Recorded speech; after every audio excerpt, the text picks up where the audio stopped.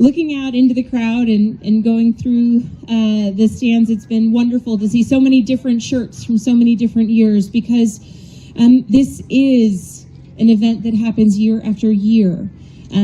This is an event that happens year after year to keep Deuce's memory alive. And we know that in a time of grief and heartache, the resilience that Gwen and Barron have demonstrated is an example to all of us. And as a parent of 3 school-age daughters, I am grateful for my children and for fellow parents who want to lift up the community, and I am grateful for the community service that is done every single year in Deuce's memory.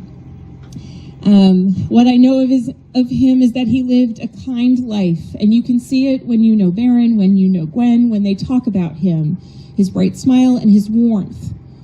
He's the type of young man that we all want our children to become. And I know that in a single moment, a parent's life, a child's life can change. And here in Virginia, there are too many stories of young people who are lost to violence.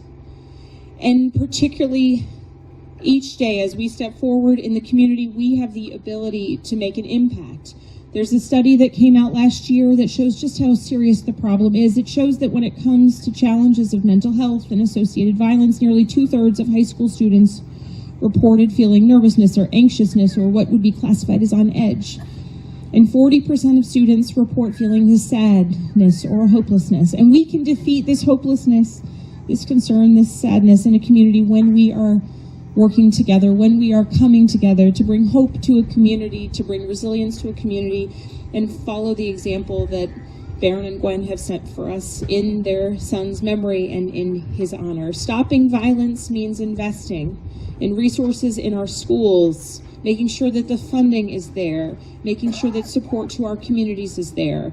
At a federal level in Congress, it's about addressing the surge in mental health issues and violence among young people, and I've recently joined with a colleague for us to pursue and push bipartisan legislation to help students receive services to support them as they might face challenges. We all share the same goal: stopping violence, particularly among our young people. Stopping violence in our streets and in our schools means standing together with our law enforcement officers, and I'm so grateful to the sheriff for being here today, as he always is, as his department always is, standing side by side with community members.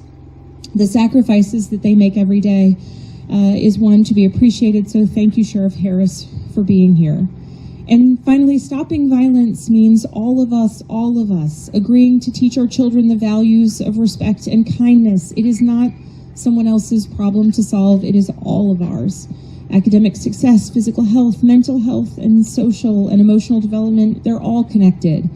And so I am proud to see the turnout this morning, the event that year after year draws community together for fun, for celebration, but also in an act of remembrance and an act that continues to honor the life of a young man who lost his far too soon.